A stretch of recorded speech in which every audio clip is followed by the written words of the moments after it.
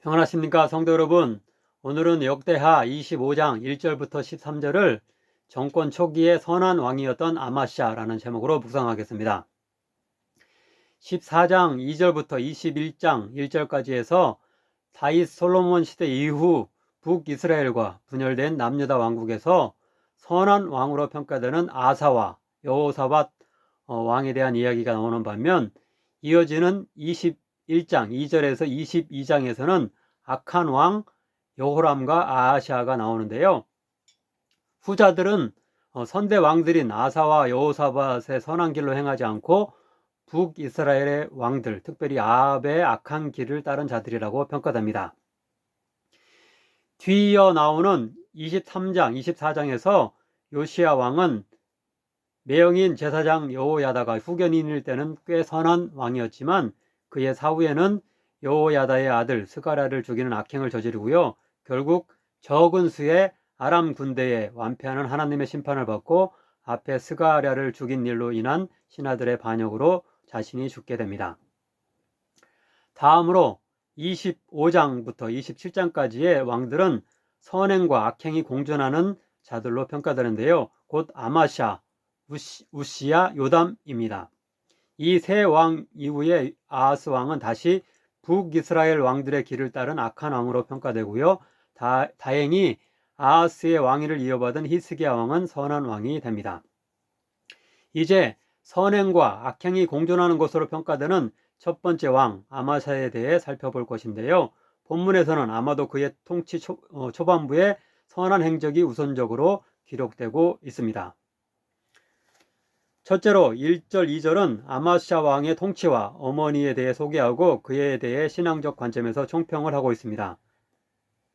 즉 아마샤가 왕위에 오를 때에 나이가 25세라 예루살렘에서 29년 동안 다스리니라. 그의 어머니의 이름은 여호아따니요 예루살렘 사람이더라. 아마샤가 여호와께서 보시기에 정직하게 행하기는 하였으나 온전한 마음으로 행하지 아니하였더라. 곧 그의 신앙은 불완전한 것이었는데요, 따라서 바로 이어지는 오늘 본문 25장 전반부에서 그가 하나님께 매우 신실한 왕으로 행동하지만, 다음 본문인 25장 후반부에서는 갑자기 돌변하여 하나님께 반역하는 자로 행동하는 것으로 기록되고 있습니다. 이제 둘째로 3절, 4절을 살펴보겠는데요, 여기서는 그의 통치 시작 시기에 신앙적 신실함에 관한 첫 번째 이야기를 전합니다. 즉 그는 그의 나라가 굳건히 셈에, 곧 그의 즉위하고 나서 첫 그 시기에 이제 왕권이 이제 좀 안정을 이루고 나면 자신의 아버지 요시야 왕에게 반역하여 그를 살해한 신하들을 죽였지만 그들의 자녀들까지 죽이지는 않았는데요, 이것은 신명기 24장 16절에 기록된 모세의 율법에 순종한 것입니다. 곧 아버지는 그 자식들로 말미암아 죽임을 당하지 않을 것이요 자식들은 그 아버지로 말미암아 죽임을 당하지 않을 것이니라. 각 사람은 자기 죄로 말미암아 죽임을 당할 것이니라. 오늘날로 말하면 이것은 연좌제를 시행하지 않았다는 것인데요, 과거 왕조에서 역적의 가문의 씨를 다 말리는 넓은 지화에 일반적 풍속을 거스른 매우 자비롭고 용기 있는 처분이었던 것입니다. 이어지는 5절부터 13절까지에는 아마샤 왕의 신실한 행동을 보여주는 두 번째 이야기가 나오는데요, 먼저 5절 6절입니다. 여기서 그는 천부장과 백부장을 세우며 행정을 안정시키고, 또한 유다와 베냐민 지파 중 20세 이상의 군사 30만 명을 모집하여 국방을 정비하고 있습니다. 하지만 거기서 더 나아가 은 100달란트로 북이스라엘의 용병 10만 명까지 고용합니다. 그러자 이어지는 7절부터 10절에서 한 하나님의 사람, 곧 선지자가 아마샤에게 나와 북이스라엘의 군사와 함께 전장에 가지 말 것을 권유하고 하나님만을 의지할 것을 권면합니다. 처음에 아마샤는 100달란트를 지불한 것이 아까워서 부정적 반응을 보였지만, 결국은 하나님의 사람의 설득을 받아들여 북이스라엘의 군사를 북이스라엘의 10지파 중 대표 지파로서 북이스라엘 전체를 가리키는 에브라임으로 돌려보냅니다. 하나님의 사람이 아마샤를 설득하기 위해 한 감동적인 구절인 8절, 9절만 인용하면 다음과 같습니다. 왕이 만일 가시거든 힘써 싸우소서. 하나님이 왕을 적군 앞에 엎드러지게 하시리이다. 하나님은 능히 돕기도 하시고 능히 패하게도 하시나이다. 하니 아마샤가 하나님의 사람에게 이르되 내가 100달란트를 이스라엘 군대에게 주었으니 어찌할까? 하나님의 사람이 말하되 여호와께서 능히 이보다 많은 것을 왕에게 주실 수 있나이다 하니라.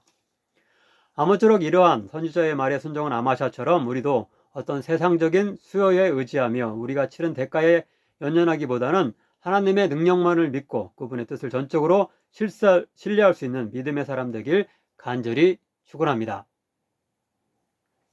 다음으로 11, 12절은 이렇게 북이스라엘의 용병을 내보내고 남유다 군사로만 구성된 아마샤의 군대가 하나님의 이름으로 용맹스럽게 나아가 승리하는 사건을 기록합니다. 즉 그의 군대는 세일 자손, 곧 세일산이 대표적 산이었기 때문에 그렇게 불리던 에돔 군대와 싸우기 위해 양국의 국경지대였던 소금 골짜기로 나아가서 대승을 거두게 됩니다. 곧 에돔의 군사 10,000명을 죽이고 또한 추가적으로 생포한 10,000명을 바위 꼭대기에서 떨어뜨려 총 20,000명을 죽이게 됩니다.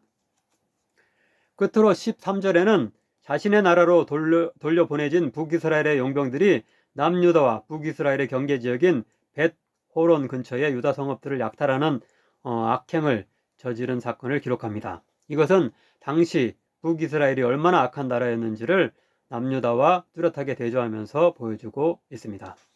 기도하겠습니다.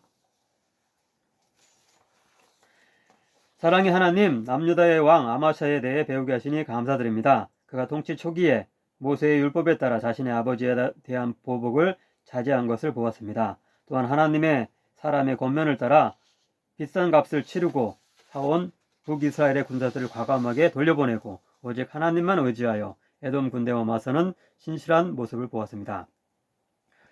우리들 역시 어떤 개인적인 감정과 분노에 휩싸이지 않고 하나님의 말씀에 따라 절제력을 지닐 수 있는 자 되게 하소서. 어떤 세상적인 숫자와 규모, 손해 등에 얽매이지 않고 과감하게 하나님의 뜻과 인도하심을 믿으며 나아가는 신앙인 되게 하소서. 예수님의 이름으로 기도하옵나이다. 아멘.